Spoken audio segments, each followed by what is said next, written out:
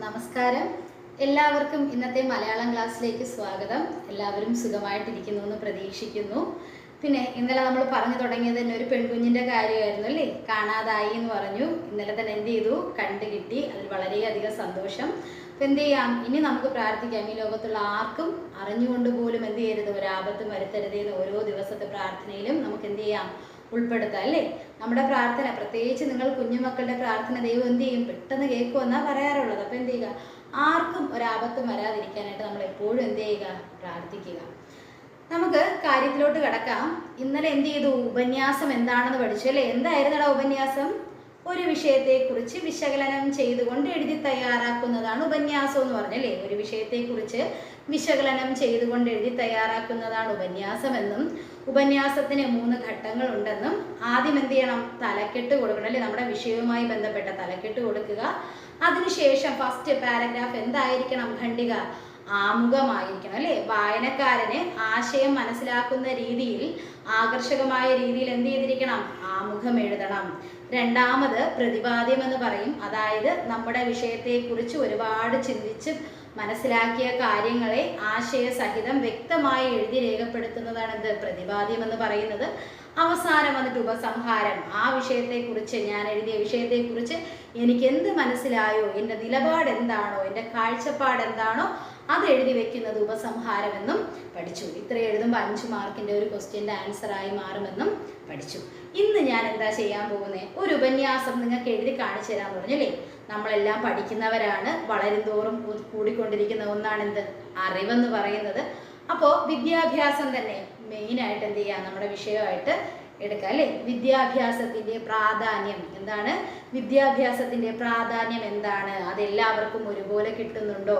അതിനായി നമ്മുടെ സർക്കാർ എന്തൊക്കെ ചെയ്യുന്നുണ്ട്? പഠനം എങ്ങനെയാണ് എന്നൊക്കെ അറിയാനായിട്ടുള്ള ഒരു ചെറിയ ചുരുക്കി എഴുതിയൊരു ഉപന്യാസം ഇനി കാണിക്കാൻ പോകുന്നത്. എൻ്റെ മക്കളെല്ലാം ശ്രദ്ധയോടെ കേട്ട് കണ്ട് ഇരിക്കുക. അപ്പോൾ നിങ്ങൾക്ക് ഇനി ഒരു വിഷയം തന്നു കഴിഞ്ഞാൽ ഉറപ്പായിട്ട് എന്ത് ചെയ്യാൻ പറ്റും?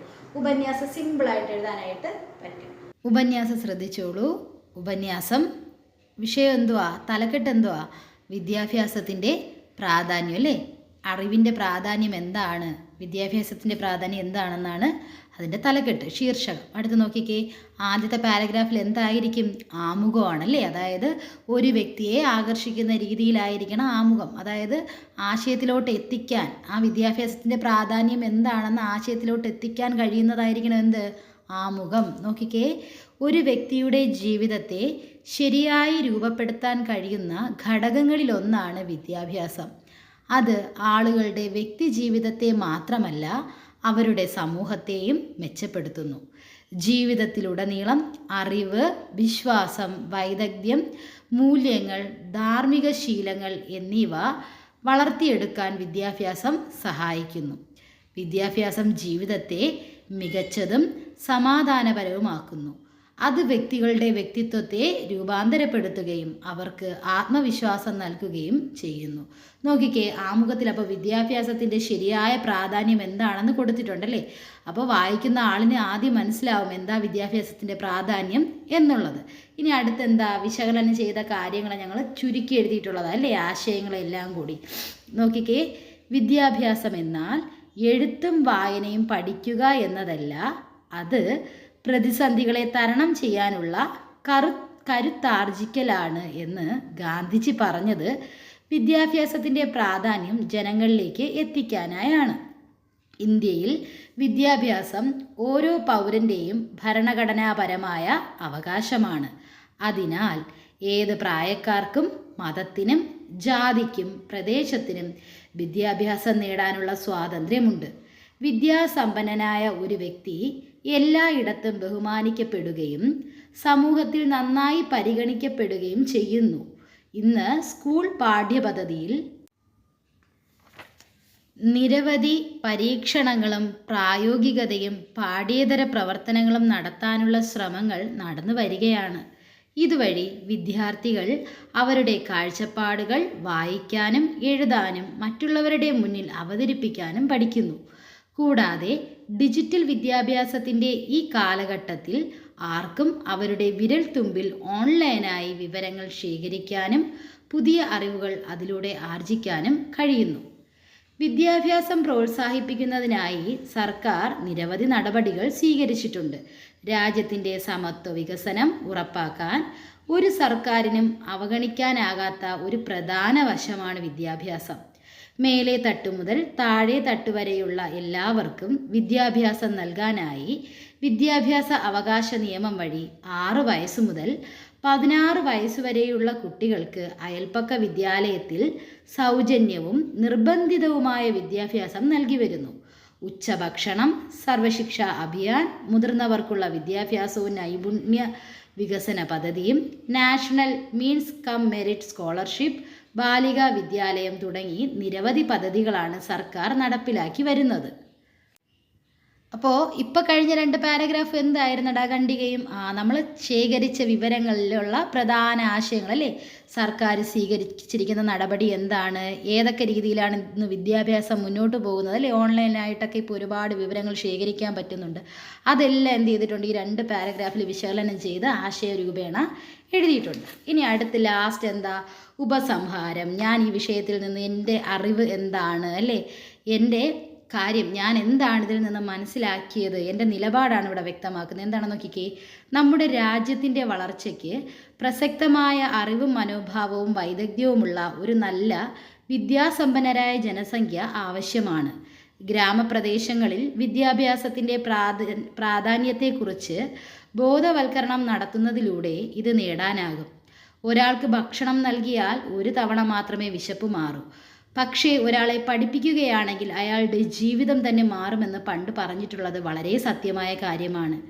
അറിവ് എല്ലാവർക്കും ആർജിക്കാനാകണം. അതിലൂടെ നല്ലൊരു ലോകത്തെ വാർത്തെടുക്കാനും നമുക്കാകണം. എന്നാൽ ലോകം മനോഹരമായ ഒരു ആരാമമായി മാറും. അതായത് വിദ്യാഭ്യാസം എല്ലാവരും നേടുന്നതിലൂടെ അതെന്തായി മാറും? ലോകം തന്നെ ഒരു പൂന്തോട്ടമായി മാറും. വിദ്യാഭ്യാസത്തിൻ്റെ പ്രാധാന്യം അവസാനം എൻ്റെ കണ്ടെത്തലുകൾ എന്ത് ചെയ്തിട്ടുണ്ട്? ഇവിടെ എഴുതി ചേർത്തിട്ടുണ്ട്. ഇപ്പോൾ നിങ്ങൾ കണ്ട ഉപന്യാസത്തിൽ നിന്ന് നിങ്ങൾക്ക് എന്ത് മനസ്സിലായി? വിദ്യാഭ്യാസം എന്താണ്, എങ്ങനെയാണ് അറിവ് നേടുന്നത്, എല്ലാ വിഭാഗത്തിലുള്ള കുഞ്ഞുങ്ങൾക്ക് വിദ്യാഭ്യാസം കിട്ടാനായി ഗവൺമെൻറ് എന്ത് ചെയ്തിട്ടുണ്ടല്ലേ? പ്രത്യേകിച്ച് പറഞ്ഞിട്ടുണ്ട് അയൽപ്പക്ക വിദ്യാലയം അല്ലേ? അയൽപ്പക്ക വിദ്യാലയം, പിന്നെ നമ്മുടെ 6 മുതൽ 14 വയസ്സ് വരെയുള്ള കുട്ടികൾക്ക് എന്താണ്? സൗജന്യവും നിർബന്ധിതവുമായ വിദ്യാഭ്യാസം, ഉച്ചഭക്ഷണം, അങ്ങനെ തുടങ്ങി സ്കോളർഷിപ്പ് എല്ലാം ഗവൺമെൻറ് ഇന്ന് അലോ ചെയ്യുന്നുണ്ടല്ലേ? അതൊക്കെ എന്ത് ചെയ്തു? കണ്ടുപിടിച്ച് എഴുതി വെച്ചിട്ടുണ്ട്. ഒടുവിൽ എല്ലാവർക്കും പകർന്നു കൊടുക്കേണ്ട ഒന്നാണ് അറിവെന്നും, അറിവ് ആർജിച്ചു കഴിഞ്ഞാൽ ഉയരങ്ങൾ കീഴടക്കാൻ സാധിക്കുമെന്നും സമൂഹത്തിൽ നിലയും വിലയും ഉണ്ടാകുമെന്നും നമ്മൾ ഈ ഉപന്യാസത്തിലൂടെ നിങ്ങൾ ആക്കിയിട്ടുണ്ടാകുമെന്ന് ഞാൻ പ്രതീക്ഷിക്കുന്നു. എനിക്ക് അങ്ങനെ മനസ്സിലായത് കൊണ്ടാണ് ഞാൻ അത്രയും എഴുതിയത് കേട്ടോ.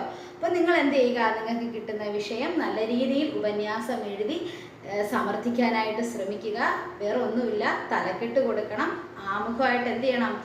നമുക്ക് എന്താണോ നമ്മുടെ ആശയം, വിഷയവുമായി ബന്ധപ്പെട്ട് വായനക്കാരെ ആ ആശയത്തിലോട്ട് എത്തിക്കുന്ന രീതിയിലുള്ള ആമുഖമായിരിക്കണം എഴുതേണ്ടത്.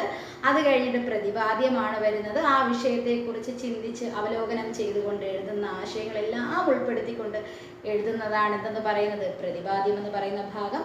ഉപസംഹാരം, നമ്മുടെ കാഴ്ചപ്പാട് എഴുതി സമർത്ഥിക്കുന്നത് ഉപസംഹാരം. ഇത്രയേ ഉള്ളൂ എന്തെന്ന് പറയുന്നത് നമ്മുടെ ഉപന്യാസം എന്ന് പറയുന്നത്. നിങ്ങളിപ്പോൾ വിദ്യാഭ്യാസത്തിൻ്റെ പ്രാധാന്യം കണ്ടു അല്ലേ? ഇനി പരിസ്ഥിതിയെക്കുറിച്ച് എഴുതാം, മാറിക്കൊണ്ടിരിക്കുന്ന വായന, മാറിക്കൊണ്ടിരിക്കുന്ന ലോകം, ഇതൊക്കെ നിങ്ങൾക്ക് വിഷയമായിട്ട് എന്തെടുക്കാടാ? എഴുതാം. കാരണം നിങ്ങളുടെ പാഠഭാഗമായിട്ട് ബന്ധപ്പെട്ട ഓരോ ആശയങ്ങളുണ്ടാവും അല്ലേ? ആ ആശയം വെച്ചിട്ടായിരിക്കും എന്ത് ചെയ്യുന്നത്? ഉപന്യാസം എഴുതാനായിട്ട് ചോദിക്കുന്നത്. മിക്കവാറും 5 മുതലുള്ള കുട്ടികൾക്ക് ഉറപ്പായിട്ടും ഒരു ചോദ്യം, അല്ലെങ്കിൽ 7ാം ക്ലാസ്സിലുള്ളവർക്ക് ഉറപ്പായിട്ടും ചോദിക്കാവുന്ന ഒരു ചോദ്യം എന്തെന്ന് പറയുന്നത് ഉപന്യാസ രചന. പിന്നെ ഹൈസ്കൂൾ, ഹയർ സെക്കൻഡറിയിലൊക്കെ വരുന്നത് തന്നെയാണ് എന്തെന്ന് പറയുന്നത്?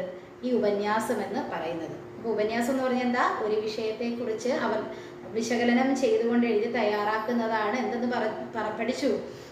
നമ്മുടെ ഉപന്യാസം ഒന്ന് പഠിച്ചു.